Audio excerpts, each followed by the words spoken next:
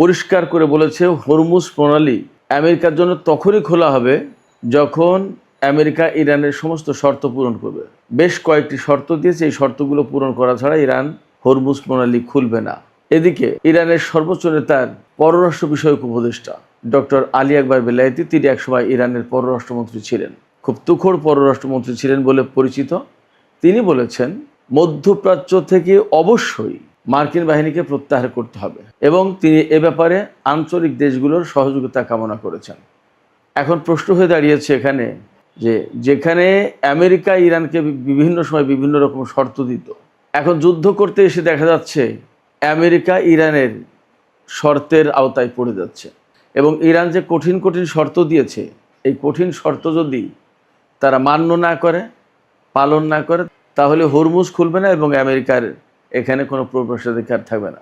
এদিকে হুতিরা আবার সৌদি আরবকে বলেছে যে তাদের দাবি সৌদি আরবকে মেনে নিতেই হবে, তা না নেওয়া পর্যন্ত সৌদি আরবকে কোনো ছাড় দেওয়া হবে না এবং সৌদি আরব আলটিমেটলি এক ফোঁটা তেলও বিক্রি করতে পারবে না।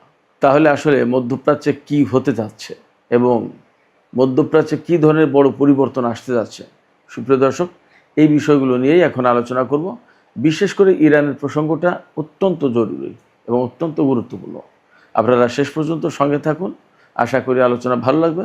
আর আলোচনা যদি ভালো লাগে তাহলে লাইক, কমেন্ট, শেয়ার করবেন এবং চ্যানেলটি সাবস্ক্রাইব করে সাথেই থাকবেন। দর্শক, চলুন বিস্তারিত আলোচনা করি। মূল আলোচনা শুরুতে যেটা করতে চাই সেটি হচ্ছে ইরান আমেরিকাকে শর্ত দিয়েছে, বলেছে যে এই শর্তগুলো পালন করতে হবে, পূরণ করতে হবে আমেরিকাকে। যদি আমেরিকা এই শর্তগুলো পূরণ করে তবে আলোচনা হবে তাদের সাথে, তবে হরমুজ খোলার ব্যাপারে আলোচনা হবে।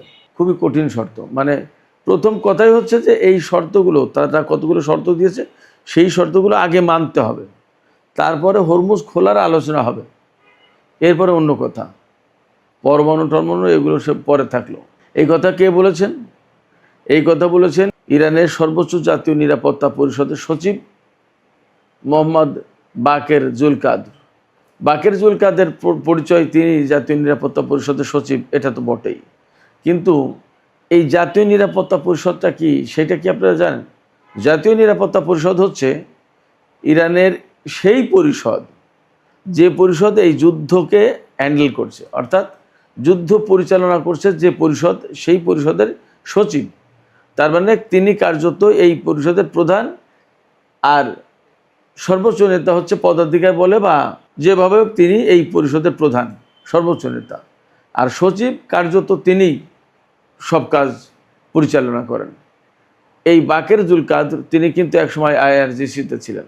জাতীয় নিরাপত্তা পরিষদের পক্ষ থেকে সচিব হিসেবে বাকের জুলকাদের আমেরিকার জন্য শর্তগুলো প্রকাশ করেছেন। শর্তগুলো কি কি? একদম সর্বপ্রথম শর্ত, আমেরিকাকে তার আচরণ পরিবর্তন করতে হবে। এই আচরণ না পরিবর্তন করলে হরমুজ খোলা হবে না। তারপরে শর্ত কি? আমেরিকাকে হুমকি দেওয়া বন্ধ করতে হবে, অর্থাৎ আমেরিকা ইরানকে আর হুমকি দিতে পারবে না, একদিনের জন্য না, একদিন একবারের জন্য হুমকি দিতে পারবে না, হুমকি দেওয়া বন্ধ করতে হবে। ইরানের যে সমস্ত পবিত্র আচার আচরণ, ধর্মীয় বিষয় যেগুলো আছে, এগুলো নিয়ে কখনো আমেরিকা কোনোদিন ইনসাল্ট করতে পারবে না। ইরানের আশপাশে অর্থাৎ হরমুজ প্রণালী এলাকায় বা আরও কোথাও কোথাও আমেরিকার পক্ষ থেকে যে ব্লকেড সৃষ্টি করে রাখা হয়েছে বা যে সমস্ত ব্লকেড আছে, এই ব্লকেডগুলো তুলে নিতে হবে। একদম হরমুজ খোলার আলোচনার আগে এই কাজগুলো করতে হবে। এরপরে আমেরিকা এবং ইসরায়েল ইরানের বিরুদ্ধে 2 দফা যুদ্ধ করেছে। 2025 সালের জুন মাসে 12 দিনের যুদ্ধ, আর এবছরে অর্থাৎ 2026 সালের 28 ফেব্রুয়ারি থেকে এই পর্যন্ত যে সমস্ত সংঘাত, সংঘর্ষ, যুদ্ধ চলল, এই জন্য যে ক্ষতি হয়েছে ইরানের আমেরিকার হামলায় বা ইসরায়েলের হামলায়, এখানে ইসরায়েলের কথা উল্লেখ নেই, কিন্তু ইসরায়েল তো গুরুত্বপূর্ণ পার্টনার আমেরিকার। সেক্ষেত্রে এই যুদ্ধের টোটাল যে ক্ষয়ক্ষতি হয়েছে সেই ক্ষতিপূরণ দিতে হবে, অর্থাৎ ক্ষতিপূরণ দিতে হবে। সেটা কত ডলার, সম্ভবত ইরানের কাছে হিসেব আছে, আরও পরে হিসেব হয়তো নতুন করে দেওয়া হবে। এরপরে ইরানের উপর থেকে সমস্ত নিষেধাজ্ঞা প্রত্যাহার করতে হবে, ইরানের উপর থেকে নিষেধাজ্ঞা প্রত্যাহার করে নিতে হবে। আর বিদেশে আটকে থাকা ইরানের যে সমস্ত অর্থ, এই অর্থগুলো ছাড় করতে হবে, ছেড়ে দিতে হবে, আটকে রাখা যাবে না। এই শর্তগুলো যদি পালন করে আমেরিকা, তবে হরমুজ প্রণালীর খোলা নিয়ে আলোচনায় বসতে রাজি আছে ইরান। এখানে যদি আমরা ব্যাখ্যা করি তাহলে একদম পরিষ্কারভাবে দেখা যাবে, যুদ্ধ শুরুর আগে বা এক সময় আমেরিকা ইরানকে বিভিন্ন রকমের শর্ত দিত, এইটা করতে হবে, ওইটা করতে হবে, ওইটা করতে হবে, মানবাধিকারের উন্নতি করতে হবে, পরমাণু কর্মসূচি পালন করা যাবে না, অমুক করা যাবে না, তো নানান রকমের ফিরিস্তি থাকতো আমেরিকার পক্ষ থেকে। এখন যুদ্ধের পরে সিচুয়েশনটা কীভাবে পাল্টে গেল, ইরান আমেরিকাকে শর্ত দিচ্ছে যে আমেরিকা যদি ইরানের সাথে আলোচনা করতে চায় হরমুজ প্রণালী খোলার ব্যাপারে, তাহলে এই শর্তগুলো পালন করতে হবে, পূরণ করতে হবে। এবং এখানে সবচেয়ে বড় ব্যাপার, আমেরিকা একসময় ইরানকে বলতো তার বিহেভিয়ার চেঞ্জ করতে হবে, এখন ইরান আমেরিকাকে বলছে তার বিহেভিয়ার চেঞ্জ করতে হবে, তার আচরণ পরিবর্তন করতে হবে। আচরণ পরিবর্তন করার মানে কি?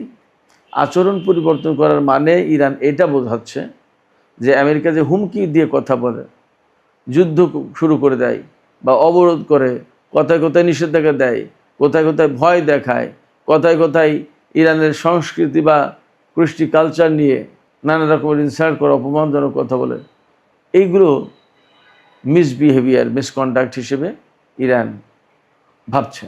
এবং সেই জন্য বলেছে যে আমেরিকাকে তার আচরণ পরিবর্তন করতে হবে। ইতিহাস রিপিট করলো নিজেকে, যে কথা ইরানকে আমেরিকা বলতো, এখন সেই কথা ইরান আমেরিকাকে বলছে। শুধু তাই না, ইরানের পক্ষ থেকে আমেরিকাকে এই কথা জানিয়ে দেওয়া হয়েছে, তাকে স্মরণ করিয়ে দেওয়া হয়েছে যে 267 বছরের ইতিহাসে আমেরিকার, এই 267 বছরের ইতিহাসে আমেরিকা 150টি দেশে ইন্টারফেয়ার করেছে, হস্তক্ষেপ করেছে, এবং এই সমস্ত দেশের রাজনৈতিক ভাগ্য বদলে দিয়েছে। অর্থাৎ এই সমস্ত জায়গায় বিভিন্ন সময় সামরিক অভ্যুত্থান ঘটিয়ে, কূ ঘটিয়ে, কেওয়াসকন্দ লাগিয়ে, নাশকতা চালিয়ে, অন্তর্ঘাতমূলক তৎপরতা চালিয়ে সরকার পরিবর্তন করে দিয়েছে, মারামারি, কেওয়াসকন্দল, বিভিন্ন রকম সংকট তৈরি করে দিয়েছে। এবং যেখানে হয়তো নির্বাচিত সরকার ছিল, সেই নির্বাচিত সরকারকে উৎখাত করে সেনা শাসিত সরকার দিয়েছে, বিভিন্ন সময় বিভিন্ন রকম করেছে। ইরানের পক্ষ থেকে আমেরিকাকে স্মরণ করে দেওয়া হচ্ছে যে তোমাদের ইতিহাস মোটমাট 267 বছরের ইতিহাস, 267 বছরের ইতিহাসে 150টি দেশে তোমরা রাজনৈতিক ভাগ্য পরিবর্তন করে দিয়েছ, সেই সমস্ত দেশে হস্তক্ষেপ করে। ইরানের 3000 বছরের বেশি ইতিহাস ঐতিহ্য, ইরান এই কাজগুলো করেনি। এদিকে ইরানের আইআরজিসির পক্ষ থেকে বলা হয়েছে যে হরমুজ প্রণালী শুধু ইরানের কাছে একটি বাণিজ্যিক রুট নয়, বরং এটি শক্তির গুরুত্বপূর্ণ উৎস। ইরানের ভৌগোলিক অবস্থানের কারণে এই শক্তির উৎসকে ইরান কাজে লাগাবে, ব্যবহার করবে। তার মানে হরমুজ প্রণালী তারা যে কন্ট্রোল করছে সেটা করবে। এদিকে আরেকটি খবর দিয়ে আমি ইরান আমেরিকা প্রসঙ্গটা শেষ করতে চাই। সেটি হচ্ছে আমেরিকার আর্মির যিনি চিফ অফ স্টাফ পদত্যাগ করেছেন, জেনারেল র্যান্ডি জর্জ।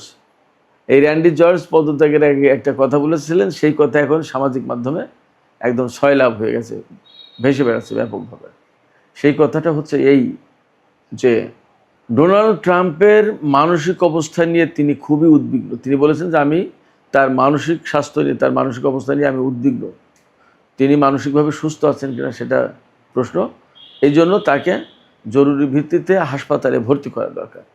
একেবারে সরাসরি অভিযোগ করে বলেছেন জেনারেল র্যান্ডি জর্জ। তিনি বলেছেন যে এই ডোনাল্ড ট্রাম্পের কারণে আমেরিকার সামরিক বাহিনী ধ্বংসের মধ্যে পড়ে যাচ্ছে।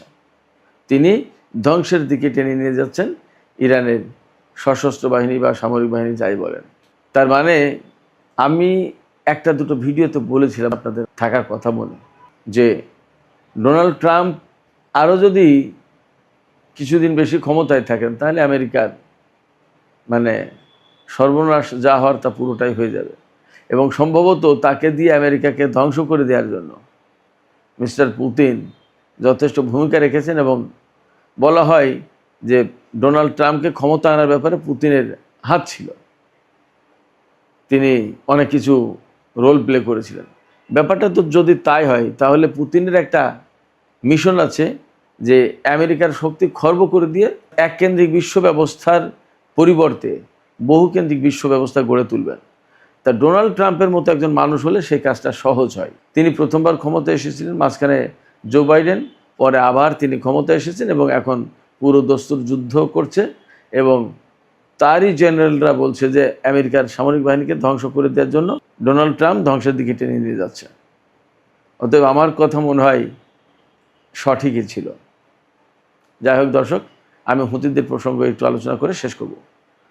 ইয়েমেনের হুতিদের সামরিক বাহিনী যেটা, তার মুখপাত্র ব্রিগেডিয়ার জেনারেল ইয়াহিয়া সারি তিনি বলেছেন সামরিক বাহিনীর পক্ষ থেকে বা ইয়েমেন গভর্নমেন্টের পক্ষ থেকে, হুতি সমর্থিত গভর্নমেন্ট যেটা, তাদের পক্ষ থেকে, যে সৌদি আরব যদি ইয়েমেনের দাবি মেনে নেয়, অর্থাৎ হুতি সমর্থিত সরকারের দাবি মেনে নেয়, তবেই শুধুমাত্র তারা তেল রপ্তানি করতে পারবে, তাছাড়া এক ফোঁটা তেলও রপ্তানি করতে পারবে না। দাবিটা কি? দাবিটা আমি মনে করি যথেষ্ট সহজ। সেটা হচ্ছে সৌদি আরব ইয়েমেনের উপরে যে অবরোধ আরোপ করে রেখেছে সেই অবরোধটা প্রত্যাহার করে নিই, তাহলে ইয়েমেনও অবরোধটা প্রত্যাহার করে নেয়। আজ 12 বছর যাবৎ সৌদি আরব ইয়েমেনের বিরুদ্ধে যুদ্ধ করেছে এবং 12 বছর যাবৎ অবরোধ দিয়ে রেখেছে। এই অবরোধ দিয়ে প্রতিবেশী দেশ তার অধিকার ধ্বংস করা হচ্ছে।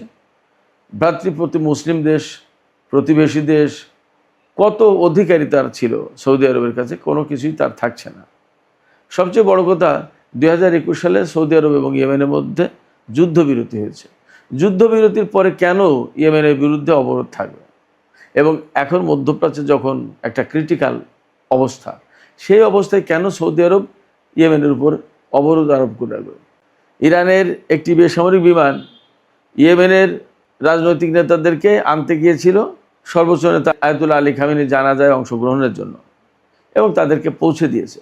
আনতে যখন গিয়েছে আবার পৌঁছাতে যখন গিয়েছে, দুইবারই সৌদি আরব ইয়েমেনের উপর হামলা চালিয়েছে। এটা তো খুব গ্রহণযোগ্য কথা না। যখন মধ্যপ্রাচ্যে খুব একটা ক্রিটিক্যাল অবস্থা, সেই সময় সৌদি আরব এই আচরণগুলো করে কেমন? আর এখন যে সৌদি আরব তুরস্ক এবং পাকিস্তানকে নিয়ে জোট বাঁধছে, সেই জোট কার বিরুদ্ধে যুদ্ধ করবে এবং মধ্যপ্রাচ্যের পরিস্থিতি কী হবে? মধ্যপ্রাচ্য যখন একটা সেটেলমেন্টের দিকে যাচ্ছিল, একটা ভালো অবস্থার ভেতরে ছিল, তখন সৌদি আরব এই কাজগুলো করছে। কী লাভটা হবে? সুপ্রিয় দর্শক, আজকের আলোচনা এখানে শেষ করতে চাই।